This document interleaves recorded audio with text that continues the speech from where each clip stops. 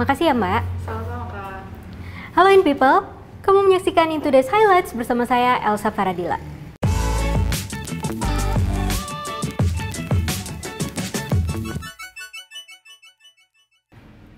Di informasi pertama, Presiden Joko Widodo akan disuntik vaksin tanggal 13 Januari mendatang. Di samping itu, Kementerian Kesehatan dan Bio Farma jamin vaksin COVID-19 terdistribusi dengan baik. Selasa kemarin, Istana umumkan Presiden Jokowi akan disuntik vaksin COVID-19 pada hari Rabu 13 Januari 2021. Rencananya, kegiatan vaksinasi ini disiarkan langsung. Baru setelah itu, kegiatan vaksin bakal digelar serentak. Sebelumnya, akhir pekan lalu, Bio Farma mendistribusikan sekitar 3 juta dosis vaksin buatan Sinovac ke 34 provinsi di tanah air. Tahap pertama vaksinasi COVID-19 akan dilaksanakan bulan Januari hingga April 2021. Target prioritas adalah tenaga kesehatan di berbagai wilayah Indonesia. Bio Farma sebut hingga saat ini tidak ada kendala dalam proses pendistribusian vaksin COVID-19. Pasalnya, Bio Farma sudah berpengalaman dalam penyebaran vaksin lain. Di informasi lain, peraturan pemerintah terkait kebiri kimia telah disahkan. Hal ini diyakini bisa memberi efek jera bagi pelaku kejahatan seksual.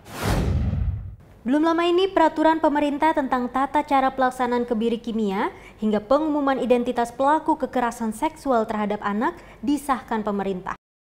Penerbitan PP tersebut diyakini jadi salah satu cara memberi efek jera bagi pelaku hingga melindungi masyarakat. Dengan PP itulah memberikan kepastian agar ada sebuah langkah-langkah yang lebih konkret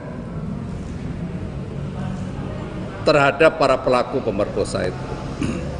Jadi ini sebenarnya masyarakat Indonesia sangat diuntungkan dengan PP ini karena Presiden memberikan kepastian atas upaya non-judicial yang bisa meredam.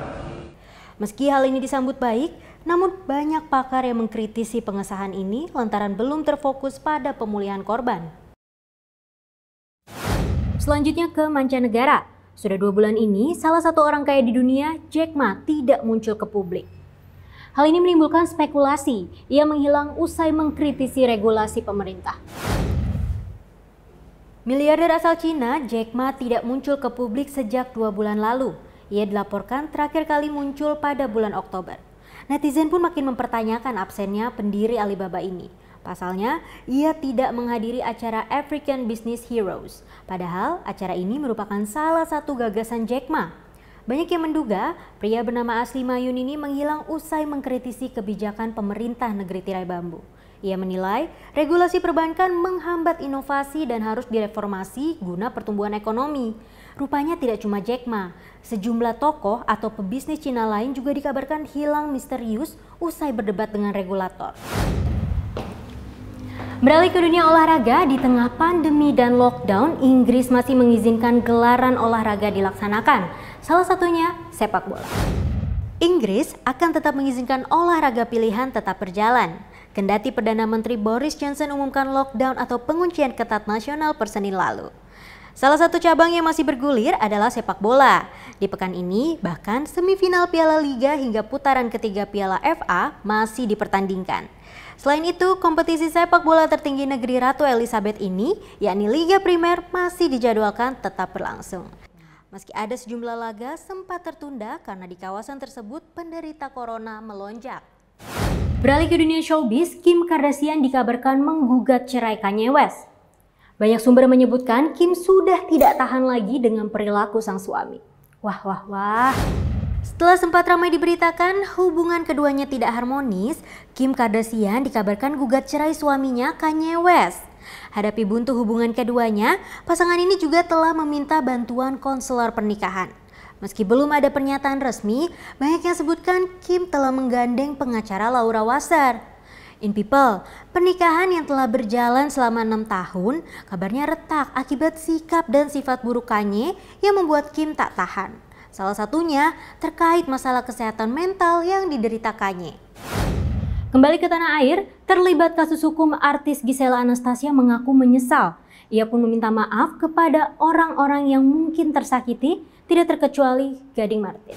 Ini saya bisa dibukakan pintu maaf yang sebesar-besarnya. dari semua pihak, terutama sekali lagi dari yang saya kasihi, kedua orang tua saya, seluruh keluarga besar, anak saya, Gempita, Mas Gading, dan seluruh keluarga besarnya, serta Wijin dan keluarga. Pernyataan maaf ini Giselle utarakan Rabu malam. Ia menyebut bahwa video pribadi tersebut merupakan bagian dari masa lalunya. Sementara itu, terkait status hukumnya sebagai tersangka, Giselle mengaku siap kooperatif dan akan menjalani proses hukum yang berlaku. Next, buat yang suka berwisata, yang satu ini boleh loh masuk ke dalam bucket list. Nama destinasinya air terjun Kembar Banyumala. Tapi sayang banget nih In People, informasi dari Pulau Dewata ini jadi penutup jumpa kita di In Today's Highlights kali ini.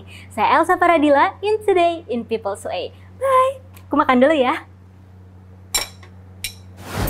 In People, kalau ke Bali jangan cuma main ke pantai aja.